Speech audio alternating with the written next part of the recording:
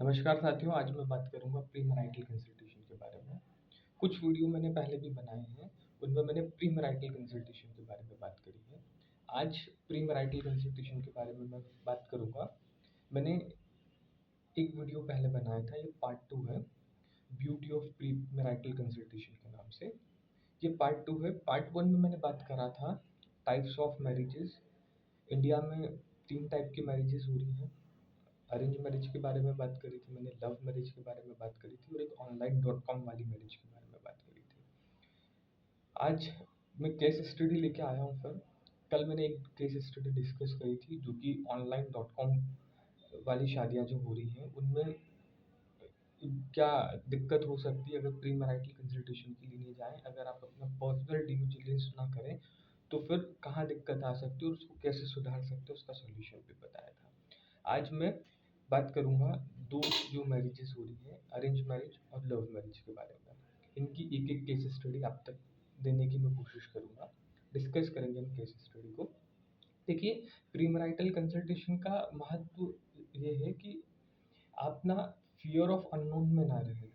आप जो है ना मिसट्रस्ट वाली सिचुएशन में ना रहें। आपको ऐसा ना लगे कि यार मिसट्रस्ट, ऐसा ना लगे कि यार ये विश्वासजनक चीज़ नहीं है, फिर भी आपको विश्वास दिखाना पड़ रहा है, ऐसा नहीं हो।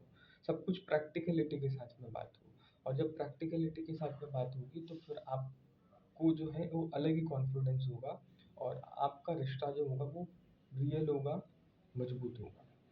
बस इसका मकसद सिर्फ यही है, ताकि जो है बाद में 10 दिन बाद, 1 महीने बाद, 6 महीने बाद जो है शादी के, कुछ आपको ऐसी चीज़ें मालूम ना पड़े जो आपको मालूम पड़ने के बाद में थोड़ा शॉक लगे, थोड़ा बेचैन करे।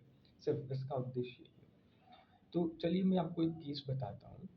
ये केस है साहब, अरेंज मैरिज के लिए केस आया था। प्री मैरिटल कंसल्टेशन चल रही थी। अरेंज मैरिज में दोनों फैमिलीज ने जो है एक बायोडाटा सेलेक्ट करके और सोचा कि प्री मैरिटल कंसल्टेशन कराना चाहिए। यहाँ पर क्या था जी, लड़का और लड़की की फैमिली दोनों अच्छे थे, और यहाँ पर लड़के वालों के पास में थोड़ा फाइनेंशियल स्ट्रांग थे ये लोग। इनके पास में पैसा था, इनकी फैक्ट्रीज थी, और आप समझिए कि धनी परिवार था कुल मिला के। और लड़की वालों को ऐसा लगा कि मतलब भैया हम तो धन्य धन्य हो गए, हमारे भाग्य खुल गए, वो सारी चीज़ें थी। अब यहाँ पे लड़के और लड़की की क्या प्रोफाइल थी।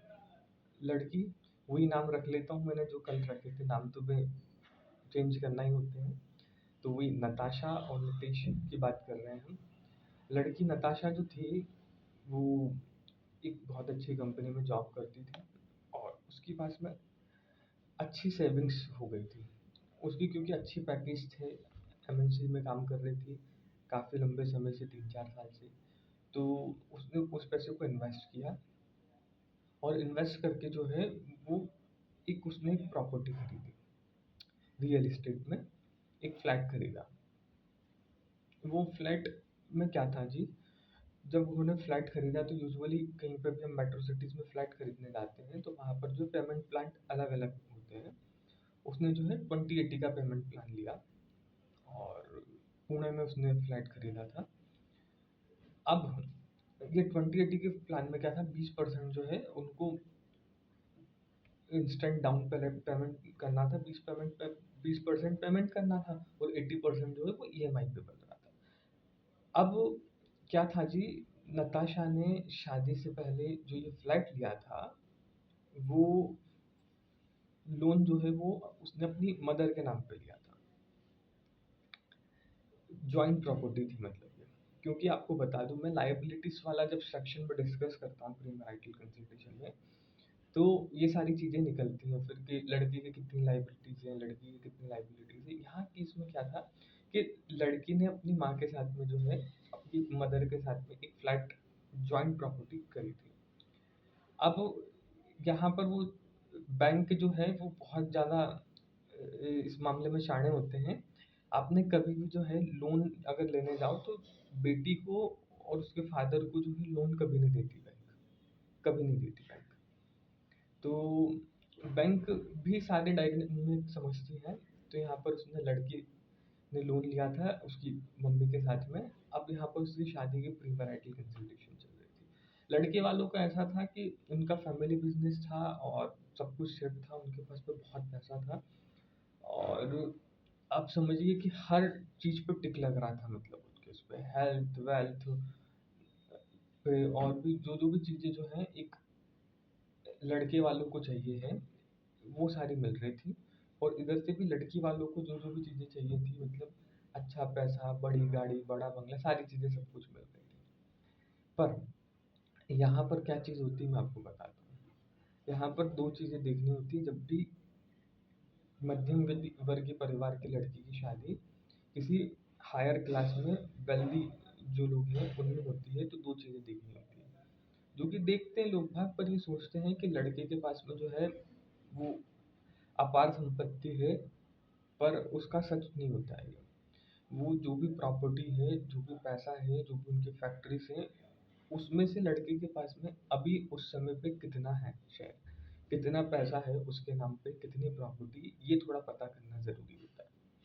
क्योंकि अगर जॉब वाला अगर होता लड़का, लड़का फैमिली बिजनेस में था, नीतीश जो है अपने फादर के साथ में फैमिली बिजनेस में वो सब कुछ संभालता था, करता था। तो जब जॉब के लिए कोई भी फैमिली आती है तो क्या होता है कि फॉर्म 16 से मालूम पड़ जाता है कि भैया क्या कैसा है, कितना है और क्या सेविंग्स वगैरह सब कुछ आइडिया लग जाता है। पर यहाँ बिजनेस फैमिली के साथ में अगर आप शादी करें तो बहुत बड़ी लर्निंग बता रहा हूँ केस स्टडी के बीच में, कि आपको बिल्कुल जानना चाहिए कि जो नितेश है, जो लड़का है, उसके नाम पे जो है कितना सब कुछ है, कितनी प्रॉपर्टीज हैं, क्या है और क्या क्या उसके नाम पे शेयर्स हैं, सारी चीज़ें जो है आपको पता करनी चाहिए अगर धनी परिवार में शादी हो रही है। क्योंकि आप लोगों को ऐसा लगता है कि बड़ी कोठी, बड़ी गाड़ी, वो शॉफर ड्रिवन कार्स होती हैं जिनको ड्राइवर्स चलाते हैं, और मर्सिडीज, बीएमडब्ल्यू, जैगवार जैसी बड़ी बड़ी कार, ये सब देख के आपको ऐसा लगता है, अगर मध्यम वर्गीय परिवार है तो लड़की वालों को ऐसा लगता है कि हमारे तो भाग्य खुल गए। पर आपको इस चीज़ पे फोकस करना चाहिए कि लड़की के पास में उसकी ओन कितनी है, वो मिलेगा जो मिलेगा वो 30-40 साल बाद उसका होगा, पर आज के समय में कितनी है आपकी लड़की, कितना भोग सकती है उस पैसे को, एक मोटा आइडिया आपको लगाना चाहिए। लड़के वालों का कंसर्न और लड़की वालों का कंसर्न क्या था इस मैरिज में, हालांकि ये मैरिज ड्यू डिलिजेंस के बाद में नहीं हो पाई, मैं सिर्फ आपको यही बताने वाला हूँ। हर चीज पे उनको सब कुछ सही साट लग रहा था, सारी चीजें जो है बिल्कुल सही जा रही थी। वो थोड़ी थोड़ी जहाँ जहाँ कॉम्प्रोमाइज करना होता वहाँ वहाँ करा, पर दो जगह जो है वो कॉम्प्रोमाइज नहीं हो पाया। लड़की की जो लाइबिलिटीज वाला सब सेक्शन आया तो उसमें लड़के वालों को बिल्कुल भी ये मंजूर नहीं रहा कि हम कोई भी फाइनेंशियल लाइबिलिटीज लड़की के नाम पे हम नहीं उठाएंगे और कोई ईएमआई नहीं देंगे। इस बात पे जो है ये बात उनकी नहीं बन पाई। और ऐसे ही लड़के वालों में ये था कि जब लड़की वालों का ये कंसर्न था, जब उन्होंने फॉर्म 16 वगैरह देखा, चीज़ें देखी, तो फाइनेंशियली उनको ऐसा कुछ ज़्यादा खास नहीं लगा और उन्होंने भी जब वेरीफाई करा चीज़ें तो फिर वो नहीं हो पाया। तो यहाँ पर प्री मैरिटल कंसल्टेशन में जब इतनी खुल के बात हुई तब जाके जो है सब चीज़ पकड़ पाए अपन, नहीं तो नहीं पकड़ पाते। नहीं तो सिर्फ एग्जाम्पशन पे चीज़ें हो जाती हैं, फिर ये चीज़ें एक समय बाद शादी के 2 महीने बाद, 3 महीने बाद मालूम पड़ती, और फिर उसके बाद में कॉम्प्रोमाइज़ मैरिज होती, कोई ना कोई बीच का रास्ता निकलता, कोई सॉल्यूशन निकलता, पर उतनी जो स्मूथ लाइफ होती वो नहीं होती। अब जो है ये फिर कोई किसी के साथ में इनको लगेगा कि हाँ एंगेजमेंट करना चाहिए लड़की को, लड़के को, तो फिर ये लोग जो है आएंगे प्री मैरिटल कंसल्टेशन के लिए या किसी से कराएंगे, तो इनको कोई अच्छा पार्टनर मिल जाएगा और उनकी लाइफ अच्छी हो जाएगी। तो सिर्फ मकसद मेरा सिर्फ एक है कि आपकी लाइफ जो है हैप्पी हो, सुखमय हो, अच्छी हो। मकसद सिर्फ मेरा एक ही है। ये थोड़ा वीडियो लंबा हो सकता है, पर मैं एक और छोटी सी केस स्टडी आपको बता देता हूँ। और मैंने तीनों तरह की केस स्टडी को टच करने का मेरा मतलब सिर्फ ये था, तीनों केस स्टडी मैंने बताई, लव मैरिज वाली बताई, अरेंज मैरिज वाली बताई, और .com वाली मैरिज की जो केस स्टडी बताने का मेरा सिर्फ मकसद ये था कि ड्यू डिलिजेंस की, समझदारी की और एक अच्छे से निर्णय लेने की जो है ज़रूरत तीनों तरह के मैरिज में है, और इसको आपको समझना चाहिए। चलिए मैं बात को कंटिन्यू बाद में करूँगा अपना, पहले एक केस और बता देता हूँ आपको, लव मैरिज वाला। बहुत टिपिकल केस था, बहुत अच्छा केस है, समझिए इसको अच्छे से। कहाँ पर दिक्कत हुई है इसमें, और अगर मैरिटल कंसल्टेशन पहले मिल जाती इस केस में तो शायद ये केस बन जाता। मैंने आपको बताया था डॉट कॉम वाली मैरिज में शादी हो गई थी, उसके बाद में जो है प्रॉब्लम पकड़ में आई। अरेंज मैरिज में शादी नहीं हुई पर प्री मैरिटल कंसल्टेशन के लिए वो लोग आए, तो उनको दिक्कत परेशानी पहले ही पता चल गई और फिर उन्होंने वो शादी कैंसिल करी, शादी करना उचित नहीं समझा। अब यहाँ पर लव मैरिज वाला एक केस बता रहा हूँ जो कि बहुत टिपिकल है, सोच भी नहीं सकते हैं आप लोग। समझिए क्या है जी, एक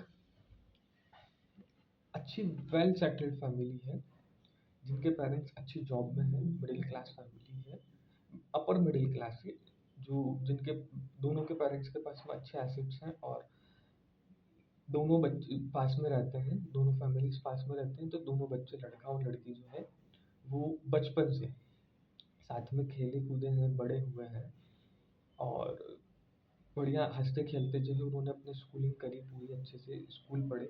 उसके बाद में फिर जो है बात आई थी कि स्कूलिंग हो गई है, अब स्कूलिंग के बाद में कॉलेज भी जो है उनका सेम स्ट्रीम में था सब कुछ, तो उन्होंने कॉलेजिंग करी अपनी और उनको समहाउ कभी रियलाइज हुआ कि यार हम एक दूसरे के लिए बने हुए हैं, और वो लव मैरिज वाली बात आई। उन्होंने सोचा कि अब हमें शादी करना चाहिए, उन्होंने सिर्फ सोचा बच्चों ने।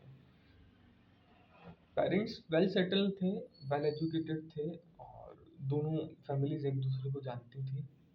जब बच्चों ने घर में आके बताया, लड़के और लड़की ने दोनों ने, कि हम हमें ऐसा लगता है कि हम दोनों को शादी करनी चाहिए और हम अपना जीवन साथ में गुजारना चाहते हैं, ऐसी जब बात आई तो फैमिलीज ने थोड़ा बहुत सोचा और उन्होंने यही चीज़ें कंसिडर करी जी कि ठीक है, बच्चे साथ में पढ़े हैं, फैमिलीज जानते हैं सबको, सबका नेचर पता है और बच्चे भी चाह रहे हैं, तो सब कुछ उनको जो है वो फेरी टेल वाली जो है अपन सुनते हैं कि सब कुछ हर चीज पे टिक लग जाना, ऐसा उनको लगा। और उन्होंने सोचा, फैमिलीज ने सोचा कि ठीक है, ओके करा उन्होंने, कहा ठीक है कर लो आप शादी। बढ़िया, बहुत अच्छे से शादी हुई, फैमिलीज दोनों खुश थी। और शादी होने के बाद में जब कुछ दिन निकले, करीबन 5-7 दिन 10 दिन निकले, तब उन दोनों बच्चों को, लड़के और लड़की को, दोनों को एहसास हुआ इस बात का कि यार शादी तो बहुत डिफिकल्ट है यार, शादी में नहीं, हम लोग दोस्त बड़े अच्छे थे।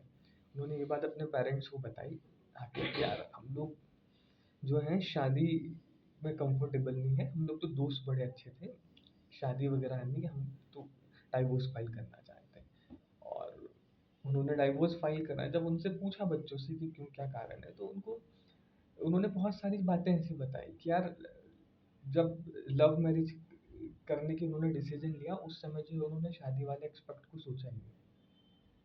उन्हें पता ही नहीं था कि शादी में कितनी रिस्पॉन्सिबिलिटी होती है, शादी में बहुत सारी चीज़ें जो हैं बदल जाती हैं।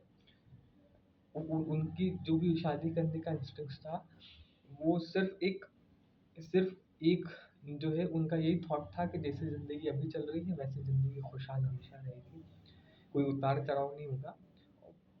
बाकी लव मैरिज में होता ऐसा ही है, जब डेट कर रहे होते हैं बच्चे, लड़का और लड़की, तब उनको सब कुछ फेरी टेल वाला लगता है, बड़ा अच्छा लगता है, बड़ा सुंदर लगता है, सब कुछ खुशहाली में होता है, हैप्पीनेस होती है, प्रॉब्लम्स वगैरह होती नहीं है। पर शादी के बाद में तो सब ऐसा है ना कि जहाँ जॉब कर रहे होते हैं, आजकल न्यूक्लियर फैमिली है, तो घर को भी संभालना होता है।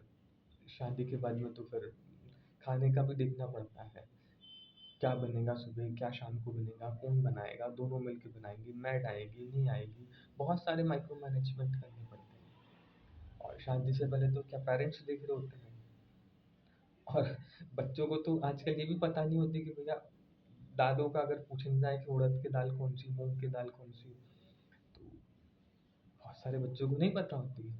तो कुल मिला के उनको जो है रिस्पॉन्सिबिलिटी की बात आई और बहुत सारी बातें उन्होंने फिगर आउट करी, जो कि उन्होंने बताना सही नहीं समझा सबके बीच में, पर जितनी बातें उन्होंने बताई कहीं ना कहीं रिस्पॉन्सिबिलिटी इशूज थे, और वो दोनों जो है एक दूसरे की रिस्पॉन्सिबिलिटी लाइफ लॉन्ग नहीं लेना चाहते थे। उनका 7-8 दिन का एक्सपीरियंस था शादी का। तो मैं सिर्फ यही कहना चाह रहा हूँ लव मैरिज वालों से भी, जो भी लव मैरिज कर रहे हैं, या फिर आप पेरेंट्स और आपके बच्चे लव मैरिज के लिए आपको फोर्स कर रहे हैं कि कह रहे हैं कि शादी करा दीजिए, तो एक बार प्री मैरिटल कंसल्टेशन के लिए ज़रूर आइए। प्री मैरिटल कंसल्टेशन में आने के बाद में बहुत सारी चीज़ें जो है एकदम क्लियर हो जाती है। फाइनेंस, हेल्थ, वेल्थ और सारी चीज़ें जब टिक रहती हैं तो फिर आप पेरेंट्स हैं अगर और आपके बच्चे कह रहे हैं लव मैरिज के लिए, तो आप भी कॉन्फिडेंट हो जाते हैं, बच्चों के दबाव में आके हाँ नहीं करते हैं। और अगर आप बच्चे हैं और अगर आप चाहते हैं लव मैरिज के लिए और सिर्फ आप जो है वो फेरी टेल और सब कुछ अच्छी मेमोरीज को याद में रख के अगर सोच रहे हैं कि लव मैरिज होगी और बिल्कुल हर दिन ऐसा होगा, कोई स्ट्रगल नहीं होगा शादी में, तो भी आपको मालूम पड़ जाएगा। क्योंकि क्या है ना कि सबकी लाइफ अलग अलग है, सबके क्वेश्चन पेपर अलग अलग है। तो जब साथ में बैठते हैं प्री मैरिटल कंसल्टेशन पे ही मालूम पड़ सकता है कि आपको इस मैरिज में अगर इसके ये लड़का अगर इस लड़की के साथ में शादी करेगा तो कहाँ कहाँ पर इनको दिक्कत आ सकती है और उसके क्या सॉल्यूशंस है। अगर आप पकड़ पाते हैं वो सॉल्यूशंस या फिर आप कॉम्प्रोमाइज़ करने के लिए तैयार है तो फिर शादी की करिए, शादी बहुत स्मूथ चलेगी। ठीक है, thank you so much. Video थोड़ा लंबा हो गया है, बाकी बहुत इन्फॉर्मेटिव रहा होगा आई होप। अगर आपको वीडियो अच्छा लगा हो तो इसको लाइक करिए, शेयर करिए और चैनल को सब्सक्राइब करिए। Thank you so much.